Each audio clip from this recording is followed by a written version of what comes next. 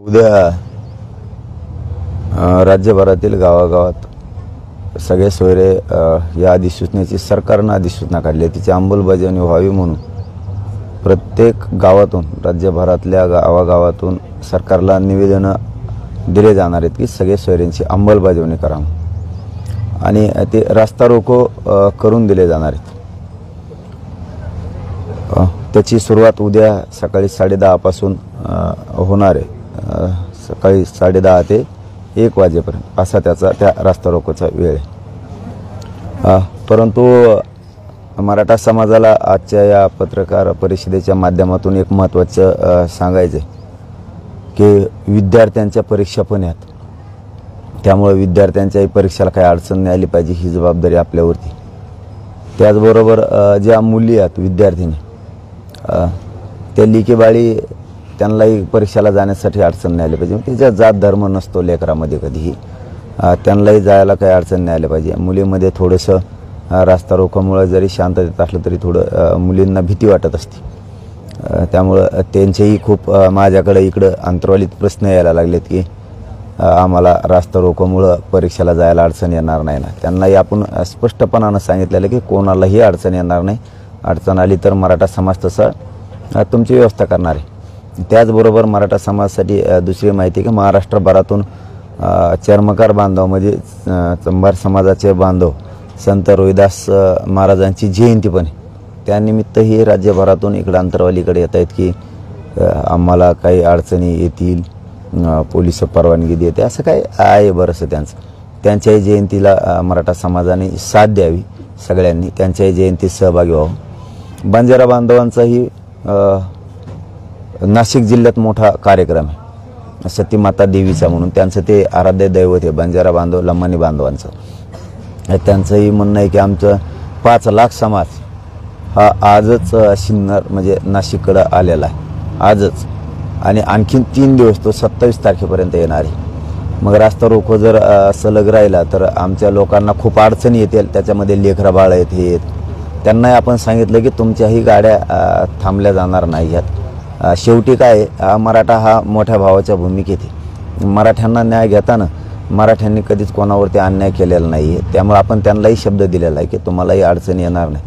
आणि शब्द देण्याचं कारण पण तसंच आहे की ते येवल्याचं एकटं जर सोडलं तर सगळा समाज आपल्यासोबत आहे, मराठा समाजासोबत आहे, ओबीसी बांधव आहे, सगळा समाज आपल्यासोबत आहे, मुस्लिम बांधव पण आहे। आपल्या रास्ता रोकोमुळं त्यांनाही अडचण नाही आली पाहिजे याची खबरदारी घ्यायची नसता मला एक असं वाटतं की आपण थोडासा जर याच्यात बदल केला तर चांगलं राहील की हे मराठा समाजाने हे जास्त करून लक्षात ठेवावं की आपल्याला परीक्षा वाचून एखादी लेखी बाळीचे पेपर राहिला नाही पाहिजे याची खबरदारी आपल्याला सगळ्याला घ्यायची विद्यार्थ्यांची। 24 तारखेचा जो रास्ता रोको आहे त्याच्यात आपण 11 ते 1 असा जर बदल केला तर म्हणजे कोणाला जर पेपरला जायचं असलं तर अडचण येणार नाही, ही एक बदल अवश्य आपण करावा। अर्ध्या घंट्याने काही फरक पडणार नाही आहे, मराठा समाजानं हा बदल करणं अपेक्षित आहे आणि हे आता ऐन वेळेला सांगण्यात आलं आहे, त्यामुळे वेळेला काय ऐन वेळेला सांगितलं काय आणि काय सांगितलं तर वेळेला काय मागं पुढं आपण करू शकतो। आपल्याला न्याय घ्यायचा तसा दुसऱ्याच्याला ही अडचण नाही आली पाहिजे, कारण हे 5-7 समाजाच्या बांधवांचे पत्र इथे येऊन पडलेले हे समाजाचे आणि हा मोठमोठाला समाज आहे यांनी आपल्याला साथ दिलेली आरक्षणाच्या आंदोलनाला साथ देणाऱ्यापैकी हे नाही आहेत, यांनी आपल्याला साथ दिलेली यांचंही म्हणणं आहे। म्हणून आपण काय करूया तर 24 तारखेला मराठा समाजाला विशेष माहिती आहे की 24 तारखेला आपण रास्ता रोको आंदोलन करू पूर्ण राज्यभर 11 ते 1 या वेळेत रास्ता रोको करू आणि त्याच्यानंतर 25 तारखेपासून आपण गावात आपल्या गावात आणि शहरात रास्ता रोकोचं रूपांतर जर धरणे आंदोलनात केलं थोड्या दिवसासाठी तर परीक्षांना आणि यांना त्याला अडचण येणार नाही। असं एक माझं वय 25 पासून म्हणजे 24चा एकच दिवस आपण रास्ता रोको करावा। आपण जे सलग रास्ता रोको ठरवला होता 24 ते कायमस्वरूपी, तर त्याच्यात एक समाजाच्या दृष्टिकोनातून पोरांच्या परीक्षेला अडचण येऊ नये म्हणून आणि खूप बांधवांनी आपल्याला साथ दिलेली यांनाही काही अडचण येऊ नयेत म्हणून आपण 24 तारखेला रास्ता रोको घ्यावा ठरल्याप्रमाणे। आता पण 24च्या नंतरचे जे रास्ता रोको आहेत ते आपण परीक्षा विद्यार्थी त्या लेखीबाळींना खूप म्हणजे ही झाले, मग ते कोणत्या समाजाचे असतील, आपल्या समाजाची असली तरी आपण तसंच वागू शकतो, लोकांची असली इतरांची तरी तसंच वागू शकतो. त्यांना थोडंसं रास्ता रोकोमुळे भीतीचं वातावरण, तर आपण 24ला रास्ता रोको करावा मराठा समाजानं, कारण हे विशेष आहे. म्हणून या प्रेसचं मराठा समाजानं संपूर्ण व्यवस्थित ऐकावं की याच्यात लेखीबाळींना खूप भीतीचं वातावरण आहे, कारण आपल्याकडून नाही कोणी दुसरं करेल याची, कारण दुसरे करते ना. आपली जबाबदारी कोणती, रास्ता रोको आहे तेवढ्याच पुरती, त्याच्यापासून 50 मीटरवर बी काय झालं तरी मराठीची जबाबदारी नाही, ती सरकारची आणि त्या करणाऱ्याची जबाबदारी राहणार आहे. म्हणून आपण एक थोडासा बदल करूयात की 24 तारखेचा रास्ता रोको 11 ते 1 या वेळेत घ्यावा आणि 24 तारखेचा त्यानंतर 25 तारखेपासून म्हणजे 24ला संध्याकाळीच लगेच केलं तरी चालतंय, संध्याकाळी धरणे आंदोलनात रूपांतर करूयात. ग्रामपंचायत समोर किंवा आपल्या गावात मंदिरात असेल तिथं महाराष्ट्रातल्या प्रत्येक गावात आपण धरणे आंदोलनं सुरू करूयात. त्याच्या रास्ता रोकोचं रूपांतर धरणे आंदोलनात करू आपण सगळेजण मिळून, आणि हे लगातार धरणे आंदोलनं सुरू ठेवू, कारण थोडेसे पेपर आहेत, परीक्षा येतात, त्याची अडचण पण लेकराला येऊ नये. आणि काही जणांचे खूप मोठाले कार्यक्रम आहे, सामाजिक, राजकीय नाही, राजकीय आहे ते ठरलेलं 24 पासून ते कायमस्वरूपी आपल्या दारात एकाही राजकीय पक्षाने यायचं नाही, हे कायमस्वरूपी ठरलेलं, त्यात काय बदल नाही. 3 तारखेचा रास्ता रोको ठरलेला, याच्यात पण काहीच बदल नाही. जो रास्ता रोको ठरलेला आहे तो फायनल, त्याच्यात कसलाच बदल केला जाणार नाही. ताकदीनं 3 मार्चचा रास्ता रोको होणार म्हणजे होणार, आणि एकाच वेळी होणार. दुपारी 12च्या दरम्यान राज्यभरात प्रत्येक जिल्ह्याच्या वतीनं राज्यभरात प्रत्येक जिल्ह्यात तो एकाच वेळी एकाच ठिकाणी जे मराठा बांधव जिल्ह्यात ठिकाण निवडून त्या ठिकाणी लाखो मराठाच्या समाजाच्या वतीनं होईल. परंतु थोडंसं यामधल्या काळात जर आपण सगळ्यांनी समजून घेतलं तर एक चांगलं राहील की रास्ता रोको फक्त 24चाच करावा, आणि त्यानंतर रास्ता रोकोचं रूपांतर लगेच त्याच दिवशी 24 तारखेलाच संध्याकाळीच धरणे आंदोलन आपण आपल्या गावात बसवू. धरणे आंदोलनाचं स्वरूप असं असावं, तेही समजून घ्या. धरणे आंदोलनाचं स्वरूप असं असावं की सकाळी धरणे आंदोलन सुरू झालं की 10 वाजेपर्यंत काही गावातले मुलं मुली तिथं आरक्षणावरती बोलतील. 10च्या आत सरकारचा माणूस कोणी का होईना, मग तो ग्रामसेवक असेल, तलाठी असेल, किंवा तो पोलीस बांधव असेल, किंवा तहसीलदार असेल, त्यांनी निवेदन स्वीकारायला यायचं. 10च्या आत 25च्या नंतर जर 10च्या आत कोणी स्वीकारायला नाही आलं शासनाचा माणूस, तर रास्ता रोको करायचा. तो आला नाही म्हणून रोज निवेदन धरणे आंदोलन करून द्यायचं. संध्याकाळी पण जे धरणे आंदोलन गावाच्या वतीनं उभा केलं, त्या धरणे आंदोलनात गावात पण संध्याकाळी मुलाचे मुलीचे व्याख्यानं कीर्तनं सुद्धा तुम्ही ठेवा, मराठा आरक्षणावरती जागृती म्हणून. आपण हे थोडासा बदल या समाजाच्या परीक्षा येतात लेकरांसाठी करतोय, काही समाज बांधवांचे काही कार्यक्रम आहेत सामाजिक, त्यांच्यासाठी करतोय, कारण तेही आपल्या आंदोलनात उभा आहेत, आपल्या पाठीशी आहेत. त्याच्यासारखे द्वेष करणारे आपण नाही, ते येवल्याचे द्वेष करता, आपण द्वेष करणाऱ्यातले नाहीत. सगळ्या स्वारीच्या अंमलबजावणी आपण मिळवणारच. रास्ता रोकोचं आंदोलन केलं काय आणि कोणचं केलं काय, सगळ्या सोयऱ्यांची अंमलबजावणी आपण 100% करणार, त्याच्यात कसली दुमत नाहीये. हे मी आता तुम्हाला 2च बदल सांगितलेत फक्त, की 24 तारखेला रास्ता रोको होणार, त्यानंतर रास्ता रोकोचं रूपांतर लगेच संध्याकाळीच धरणे आंदोलनात होणार. आपण आपल्या मंदिरात बसा किंवा ग्रामपंचायत समोर धरणे आंदोलन गावाच्या वतीनं जनावरं घेऊन सगळ्या याच्यासह बसा म्हणून. आणि हे आत्ता सांगितलंय, परंतु 24ला एकदा रास्ता रोको झाला की 25ला आपण पुन्हा एक अंतरावलीत बैठक घेऊ.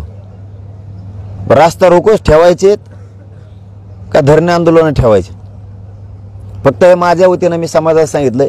पुन्हा 25ला तुमचा विचार घेऊन त्याच्यात बदल केला जाईल. 25ला पुन्हा तुम्ही 24चे रास्ता रोको करून 25ला 12 वाजता पुन्हा बैठकीला या सगळेजण. 25ला 12 वाजता पुन्हा अंतरवालीत बैठकीला या. आपण काय प्रक्रिया करायची, काय करायचं ठरवू. परंतु मला वाटतं समाजाच्या दृष्टिकोनातून आपण मोठा भाऊ आहे, लेकरांचं वाटोळं झालं पाहिजे म्हणून ही योग्य भूमिका राहील आपली, की 24 तारखेला आपण रास्ता रोको करायचा आणि त्याचं रूपांतर लगेच धरणे आंदोलनात आपण आपल्या गावामध्ये ताकदीनं करायचं. सकाळच्याला निवेदन द्यायचं, जसं रास्ता रोको करून आपण निवेदन सरकारला देणार होतो सगळ्या स्वाऱ्यांची अंमलबजावणी करा म्हणून, तसं 10च्या आत निवेदन द्यायचं. जर 10च्या आत एखादा अधिकारी आला नाही तर रास्ता रोको करायचा, ती जबाबदारी त्या अधिकाऱ्याची. मग कारण रास्ता रोको जबाबदार आपण नाही तर तो अधिकारी असणार आहे. मग त्यामुळे आपण थोडासा हा बदल करतोय.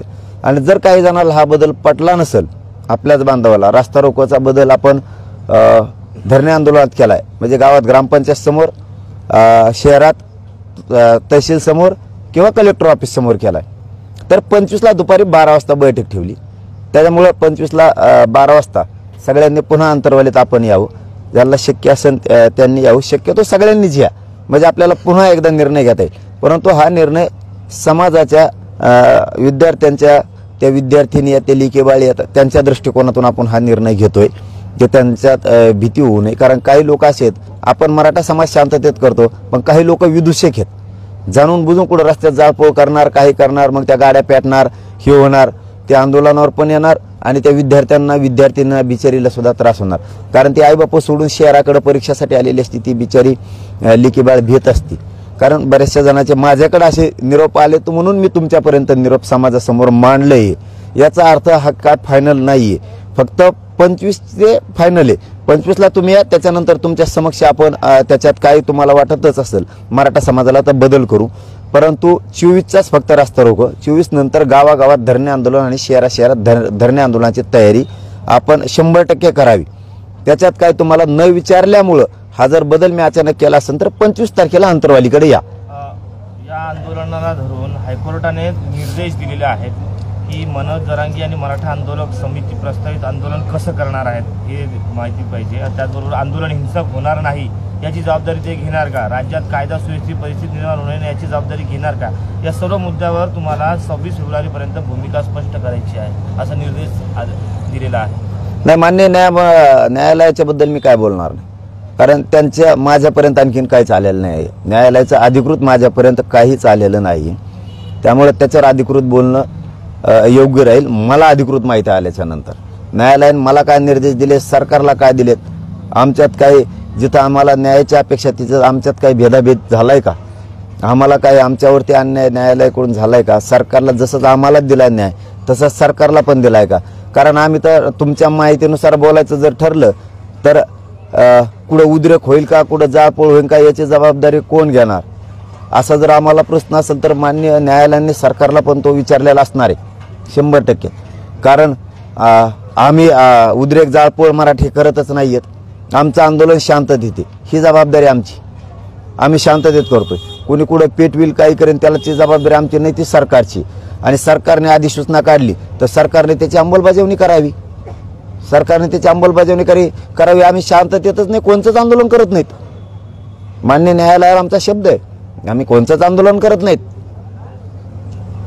आम्ही जी अधिसूचना सरकारनं काढली, मान्य न्यायालयाने त्यांना निर्देश द्यावेत की ते तुम्ही अधिसूचना काढली त्याची अंमलबजावणी द्या।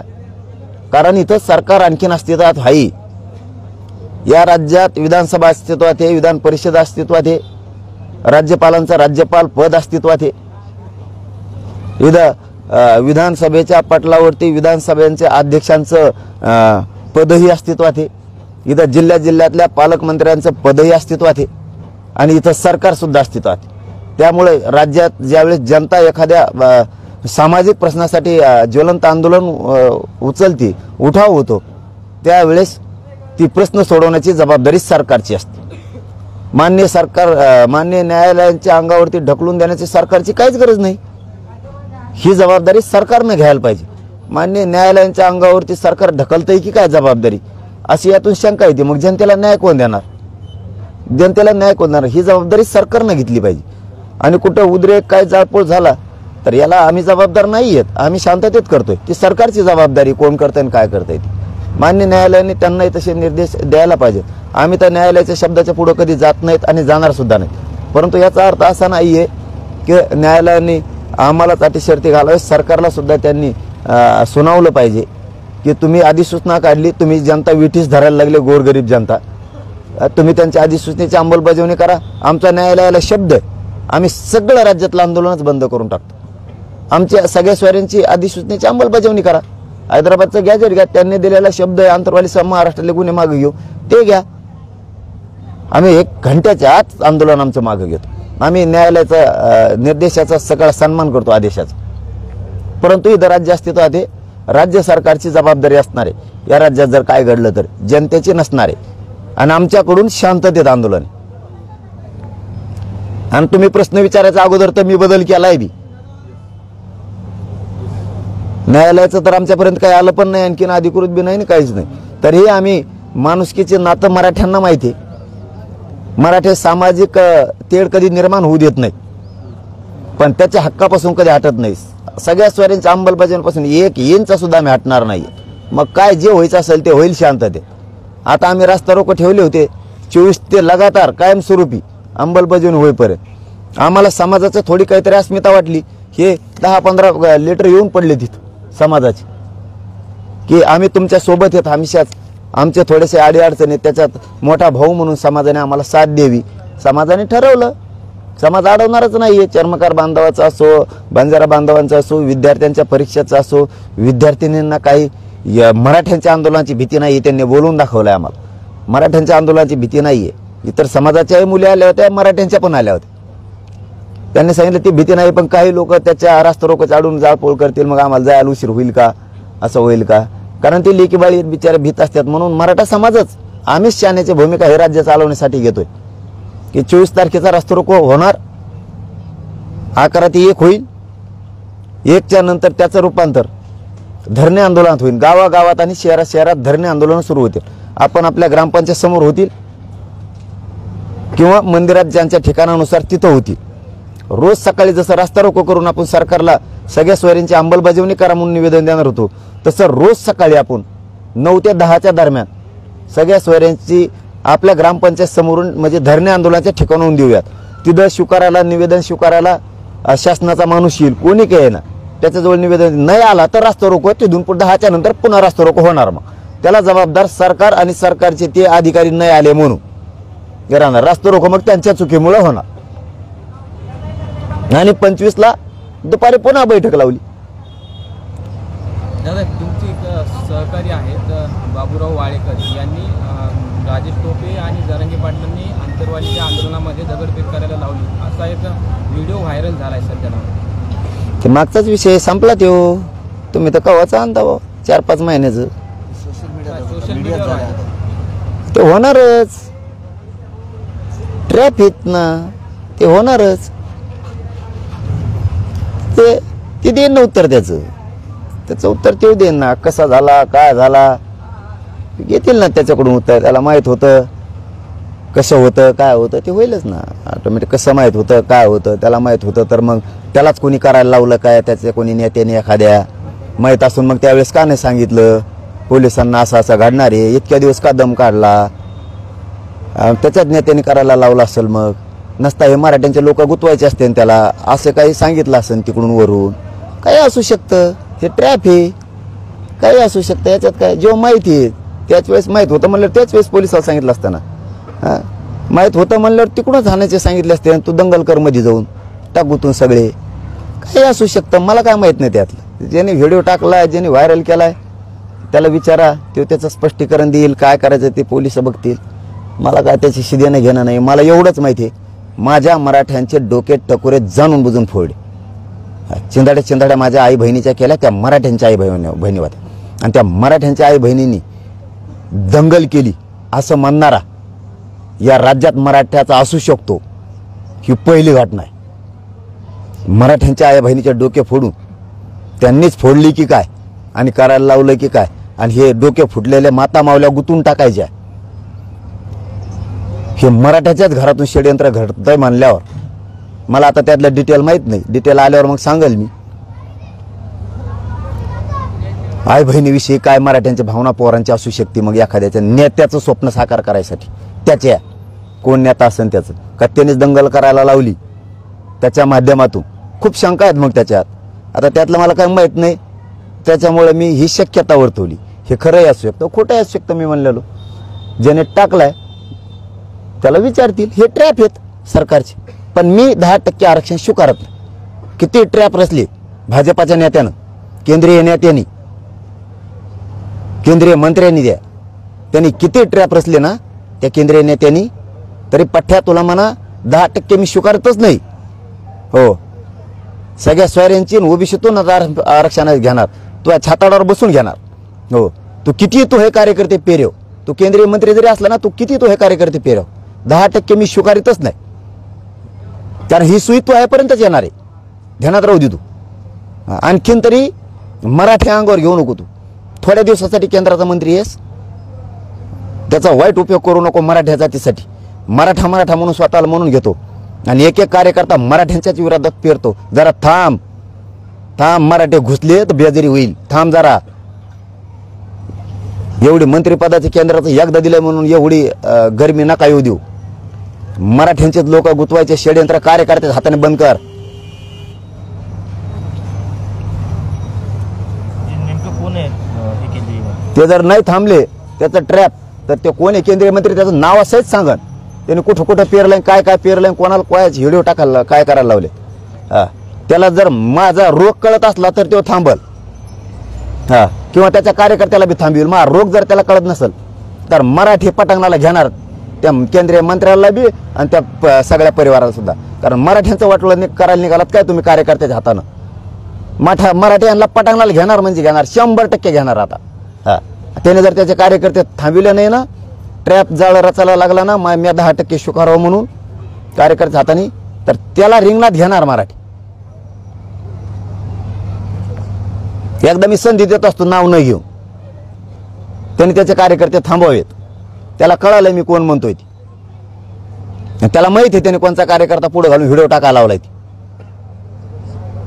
मराठ्याच्या रिंगणात येणं एवढं सोपं नाही, येऊ नको म्हणा. तो आदर आहे मराठा समाजात, आणखीन बी रिंगणात येऊ नको. लोक मुलाहिजा करणार नाहीत, केंद्रीय मंत्री असू नाही तर कोणी असो. मराठ्यांच्याच बाया माणसाचे मुंडके कापायला जर तुम्ही निघालात गुतवायला आणि माझ्यावर बळच तुम्ही 10% आरक्षण जर थोपवणार असलात तर तुमचं हे स्वप्न 10 पिढ्या बी मी यशस्वी नाही होऊ देणार, 10 पिढ्या बी. मग केंद्रीय मंत्री होण्यात राष्ट्रपती होय नाही होऊ देणार. ओबीसीतूनच आणि सगळ्या स्वारीचीच अंमलबजावणी घेऊन दाखवेल. किती पेरेव कार्यकर्ते तू, आणि लय आतलं बोलायला लावू नको मग मला, हे बी सांगतो. मला आतलं बी माहिती आहे सगळं. मग कार्यकर्त्यांपासून तुझं सुद्धा सगळं.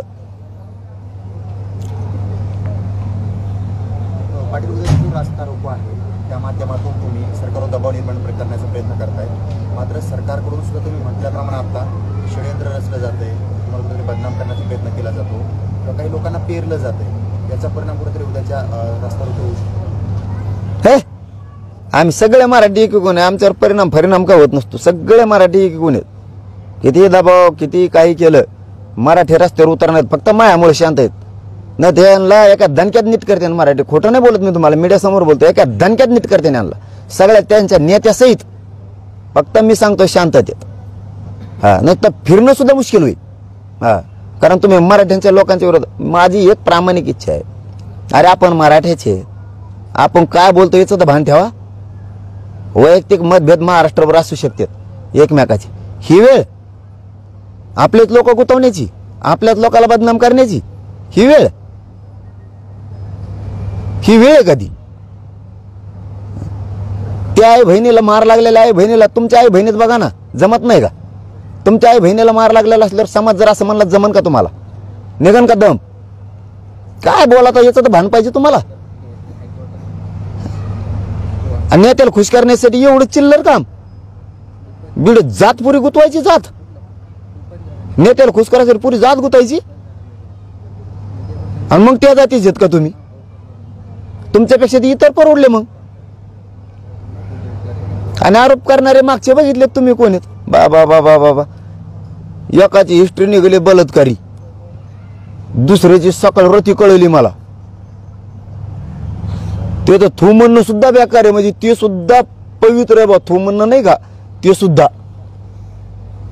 काय सरकारने ट्रॅप रचलेत. लढणारा माणूस थांबत नसला त्याला बदनाम केलं जात. आणि माझी निष्ठा माझ्या जातीशी असल्या बदनामी फिदनामीला भेट नाही. कारण मी समाजाला काहीच वाईट केलं नाही, दिलंच आणि आणखीन देणार. यांची काय पोटजळी मला माहीत, पण ज्याच्या त्याच्या नेत्याने ज्याच्या त्याच्या कार्यकर्त्याला मराठा म्हणून थांबवावं. ट्रॅप यशस्वी होणार नाही, होऊ सुद्धा दिला जाणार नाही. उलट नाविलाज होईल. मग मराठी तुम्हाला मग रिंगणात घेणार तुमच्या नेत्याला. त्याला नाविलाज आहे आमचा. तुम्ही मराठीचे मुद्दे पाडायला निघाल्यावर तुमचा कोण विचार करणार आहे? तुमचा कोण नाही विचार करणार. आणि ज्यावेळेस वेळ येईल ना त्यावेळेस कळत असतं. असंच त्या बोवाला बी वाटलं होतं. सरकार माया माग आहे, मग कोण काय करीन आता. मीडिया माझ्यासाठी उपलब्ध करून दिली. मी काचा कच बोलणं आता त्याच्या ध्यानात नाही राहिला आपल्या मागे बी अंधारे बुडा खाली म्हणून. जेव्हा त्याचा बुडा खालचा अंधार निघाला बलात्कार केलेले हेन तेन ते म्हणला अयो आता काय हुंब झाली. मग तुला वाटलं होय नुसतं आम्हाला बदनाम केलेलं ऐकायला येईल आणि तू तसंच झाकून ठेवते. मराठीत दुसऱ्या आरोपातच झाले. मराठीने गपागपाच बाहेर काढले सगळं. इतके भयानक पेपरचे त्याचे कातरण टाकलेले ते वाचू सुद्धा वाटत नाहीत. इतके भयानक आहेत यांचे कारनामे. तसं प्रत्येकाच्या पाठीमागे अंधार असतो. तुम्ही नेत्याचं ऐकून अमुक टाकतान, तुम्ही मीडियात बोलतान, सोशल मीडियावर बोलताल, त्याला खुश करायचा प्रयत्न करतान. इकडून शांतता आहे म्हणून तुम्हाला वाटतं धकलं आपलं कोणी काही करू शकत नाही. इकडून मी शांतता राहा म्हणतोय. तुम्ही व्हिडिओ टाकणार, अंधार प्रत्येकाच्या खाली असतो. कशाचा कशा निमित्ताने कशाच्या ना कशाच्या म्हणतो मी तुम्हाला. वैयक्तिक लांबपर्यंत कुंकड बी पाहुण्या रावळ्यात गावाकडं कुंकड बी असतोच अंधार. हा मग ते सगळं निघत असतं. आणि मग माणसाला वाटतं उगाच आपण याच्यात पडलो. जसं ते याला वाटलं की आपला बलात्कारापर्यंत लोक जातील माहित नव्हतं. मग लोक मराठी जातीला कापायला निघालं. मराठी जात तो बुडापर्यंत जाणार. तो मुळ जाळ शोधून आणणार म्हणजे आणणार. मूळ जाळ शोधून आणि प्रत्येकाच्या मुळ्या जाळीत काही ना काहीतरी असतंच. हा त्यामुळं दुसऱ्याचे वाशे मोजू नये. जात मारासाठी तुम्हाला मिळून मिळून थोडेफार पैसे मिळतील. एखादबार गाडी गुडी फिरायला देते, गळ्यात हात टाकून हिंडते. उपकार प्रत्येकाचे प्रत्येकावर असते. तर त्या उपकारासाठी जातीच्या मुंडक्यावर पाय नसतो द्यायचा. त्या उपकारासाठी उपकार भाग हा वेगळा, मित्रत्व भाग हा वेगळा आणि जात ही भाग खूप वेगळा आहे. मित्रत्वासाठी एखाद्या उपकार केलाय म्हणून काय जातीचं मुंडक जातीला काय औषध पाहिजे काय असं नसतं. प्रत्येकाच्या मागे काय ना काहीतरी असतं. प्रत्येकाच्या त्यात कोणाला सुट्टी नाही. पाटील साहेब, उद्या राज्यभरात हा रास्ता रोको होणार आहे. मात्र तुम्ही कुठं असणार? तुम्ही देखील त्या रास्ता रोकोमध्ये सामील होणार आहे का तुम्ही इथेच बसून आमरण उपोषण करणार? आमच्या अंतरवालीत बी रस्ता रोको होणार आहे. मग पुलावर नाही आमच्या गावात होईल जिथं गावकऱ्यांनी ठरलेलं असेल तिथं. इथं गावाचं आंदोलन ठरलेलं आहे ना. तुम्ही त्यात सहभागी होणार? चलत चलत हळूहळू जाऊन बसन ना तिथं. मला चालता येणार नाही पण बहुतेक गावकरी आहेत ना. मी तर सगळ्या राज्यातच आहेत. मी कुठं नाही, मी सगळ्या राज्यातच आहे. फक्त लेकी बाळींसाठी परीक्षासाठी काही समाज बांधवांनी मराठ्यांच्या आरक्षणासाठी खूप खस्ता खाल्लेले साथ दिली जाते बांधवांनी. त्याच्यासाठी फक्त थोडा बदल केला. आम्ही काही केलं नाही. निवेदन रोज देणार, फक्त धरणे आंदोलनाच्या माध्यमातून देणार आहेत, रास्ता रोकोच्या माध्यमातून देणार. तर नाही आले स्वीकारायला तर रास्ता रोको करणार. मग सरकारचे ते रास्ता रोको मग ते जबाबदारी त्यांची. ते येणार नाहीत म्हणलं आम्ही निवेदन कोण स्वीकारणार. धरणे आंदोलनात सकाळ संध्याकाळ 2 टाइम कार्यक्रम घ्या म्हणजे गावकऱ्यांना बी आरक्षणाबद्दलची माहिती मिळते. आपलेही लेकरं हुशार होतात, आपलेही लेकरं भाषण शिकतात, शिवचरित्र शिकतात, मुलं मुली बी देत चालतील, अडीअडचणी कमी येतील. पेपरच्या काळात विद्यार्थ्यांना बी अभ्यासाला यायला त्याला त्रास होणार नाही. उशीर झाला तरी ट्रॅफिकमुळं मागं पुढं त्यांनाही काही निर्माण होणार नाही. काही विदूषक लोक आहेत जाणून बुजून मधीच कुठं ट्रॅफिक जाळपोळ करून पॅक करतील. मुलं मुली एखाद्या तिकडेच राहतील. काय होऊ शकतं. त्यामुळे उद्याचा रास्ता रोको फायनल 11 ते 1 होणार म्हणजे होणार. राज्यातल्या प्रत्येक गावात 1च्या नंतर त्याचं रूपांतर लगेच धरणे आंदोलनात. आपण आपल्या गावात ग्रामपंचायत समोर मोठ्याला धरणे आंदोलन करायचे. जनावरं ढोरं सगळं घेऊन 10 वाजाच्या आत निवेदन द्यायचं. धरणे आंदोलन आपलं कायमस्वरूपी सुरू रात्रंदिवस. गावकरी तिथं संध्याकाळी काय कीर्तन ठेवतील, काही व्याख्यान ठेवतील, गावातले मुलं काही मार्गदर्शन करतील, असे स्वरूप चालून देईल. पण 3 मार्चचं रास्ता रोको होणार म्हणजे होणार आणि इतका ताकदीचा होणार की खूप ताकदीचा होणार. म्हणजे जनावरं बैलगाडी घेऊन धरणे आंदोलनात सामील व्हा असं आव्हान आहे? हो, सगळे आपण आपले. पाटील तुम्ही म्हटल्याप्रमाणे मुलांना मुलींना शिकायला मिळेल, भाषण करतील, नेतृत्व घडेल. म्हणजे हा तुमचा रास्ता रोको म्हणजे नेतृत्व घडवण्याचा कार्यक्रम आहे का? नाही नाही नाही, मार्गदर्शन सुद्धा गरजेचं आहे. तेच नेतृत्व मार्गदर्शन सगळं. काय लेकरं आरक्षण शिकतात, शिकवतात. ज्यांना माहीत आहे त्यांना आणखीन जास्तीचं मार्गदर्शन करतात. लेकरं बिले हुशार आहेत आजकाल. ते मुलं मुलींचं त्यांच्यातलं स्किल म्हणून आपण बाहेर येतं की ती हुशारी बाहेर येते. ते लेकरांची दबून राहत नाहीये. मुलं मुली भाषणं करतात संध्याकाळी. लक्षात येऊन जातं आपले लेकरं सुद्धा हुशार आहेत. आरक्षणाच्या माध्यमातून काय केलं पाहिजे काय नाही आणि मुलं हे मुलं असतात, विद्यार्थी असतात, त्याच्यात जात नसते. प्रत्येकाला कोणाच्या लेकराचं पेपर गेला नाही पाहिजे, त्याचं वर्ष वायाला जाईल, वर्ष वायाला जाईल. मग ते मराठ्यांचं असलं तर किती वाईट वाटेल आणि इतराचं असलं तरी किती वाईट वाटेल. त्यामुळे लेकरं हे आपण जातीत नाही तोलायचे. त्यामुळेही आणि खूप सामाजिक कार्यक्रम आहेत, राजकीय तर विषयच नाही आहे. 24 पासून त्यांना आपल्या दारात यायचंच नाही, ते तर फायनली बाकी काहीच बदल नाही केलेला, बाकी कसलाच बदल नाही. 24लाच फक्त रास्ता रोको आहे ठरल्याप्रमाणे. त्याच्यानंतर 1च्या नंतर दुपारी लगेच 24लाच, 25ला बी नाही, लगेच 24ला संध्याकाळी धरणे आंदोलन सुरू आपण आपल्या गावात. आणि 25ला दुपारी 12 वाजता पुन्हा एकदा बैठक लावली. थोडा पुन्हा यायला समाजाला त्रास होईल, त्याबद्दल दिलगिरी व्यक्त करतो समाजाची, पण यावं, कारण पुढची दिशा ठरवणं गरजेचं आहे. म्हणून ज्यांना शक्य असेल त्यांनी यावं. शक्यतो सगळेच या एकदा. मग आपण आपल्या गावातच राहायचं निवडणुकीसारखं. लोक नाही म्हणत का गाव सोडायचं नाही आता, तसं मग आपण आपलं गाव सोडायचंच नाही. बरोबर यांना जेरी सांगतो मी, थोडं मय बी काही आडे समजून मराठा समाजाने घ्या. मी बरोबर ठेप्याला आणतो यांना. मागं फिगं सरकत नाही, गैरअर्थ कुणी काढायचा नाही, गैरसमज सुद्धा. मागं फिगं नाही, थोडंसं एक पाऊल मागं पुढे सरकावं लागत असतं, हे करावं लागत असतं. थोडेसे डाव लक्षात घ्यायला लागते. मराठा समाजाने समजून घेऊन हुशारीने राहायचंय. आरक्षण अंमलबजावणीची मिळवायची, फक्त हुशारीने पावलं उचलायचे. एक दिवस रास्ता रोको 24ला करा आणि त्याचं रूपांतर लगेच धरणे आंदोलनात आपल्या ग्रामपंचायत समोर किंवा मंदिरात सुरू करा. दादा, देवेंद्र फडणवीस असं म्हणाले की आरक्षण सरकारनं दिलेलं आहे, तरीही जनतेला त्रास होईल असं आंदोलन करू नये. जनतेला त्रास होणारच नाही, तुम्हाला होणार आहे. जनतेला होणारच नाही. जनतेच्या अंगावर घालूच नका, कोलू नका उगच. आणि देवेंद्र फडणवीस साहेबांना विनंती आहे, सगळ्या स्वारीची अंमलबजावणी लवकर करा. आणखीन त्रास झालेला नाही. जनतेवर कोलू नका. तुमची जबाबदारी आहे. न्यायालयावर सुद्धा ढकलून देऊ नका. सरकार म्हणून तुमच्यावर जबाबदारी घ्या. न्यायालयावर नका ढकलू. मान्य न्यायालय हे सर्वांसाठी आहे, तुमच्यासाठी तसं आमच्यासाठी पण आहे. त्यांच्यावर ढकलू नका. याचिका करता पुढं करून, तुम्ही याचिका करता, तुम्ही पुढं केलेला आहे. हो, तुम्ही पुढं केलेल्या याचिका करता आणि तुम्ही न्यायालयावर ढकलून द्यायला लागलात. मान्य न्यायालयावर ढकलू नका. जबाबदारी तुमची आहे. तुम्ही स्वीकारा आणि अंमलबजावणी करा. तुम्हाला त्रास द्यायची आमची इच्छा नाही आहे. आम्ही उद्या आंदोलन बंद करतो, अंमलबजावणी करून टाका. बोलल्याप्रमाणे गुन्हे ते सगळे मागे घ्या. हैदराबादचं गॅजेट घ्या. चंद्रकांत पाटील असं म्हणाले की सगळी सोयऱ्याबाबत कायदेशीर प्रक्रिया पूर्ण करावीच लागेल. याबाबत शंका असेल तर जरांगे पाटलांनी त्यांच्या बाजूने कायदेतज्ञ द्यावेत आणि त्यांनी शासनाशी चर्चा करावी. यातून असलेले सर्व गैरसमज दूर होतील असे आवाहन चंद्रकांत पाटील यांनी केले. चंद्रकांत दादाला आव्हान, या उद्या सकाळी चर्चेला तयार आहेत. आम्ही या चर्चेला अंतर्वालीत तयार आहेत. आम्ही 1 तारखेला ते यायचेच आहे ना तुम्हाला, मुख्यमंत्र्यासह उपमुख्यमंत्र्यासह दादा अंतर्वालीत.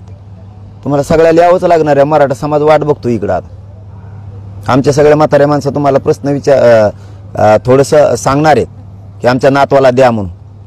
येत्या मायबाप म्हातारा समाज आहे, तुमच्याशी चर्चा करणार आहेत. सगळे राज्य सरकारशी, विरोधी आमदारांशी तुम्हाला काय सांगणार आहेत. अंमलबजावणी करा हे निवेदन तुम्हाला देणार आहेत. या निवेदन घ्यायला मायबाप आहे, वडीलधारी मंडळ म्हणजे मायबाप आहे, त्यांच्या भेटीला या, त्यांच्या दर्शनाला या. निवडणुकीच्या दिवशी दर्शनाला येता का फक्त, अगोदरच्या दिवशी बी या. वयोवृद्धात देव असतो. चलो, धन्यवाद.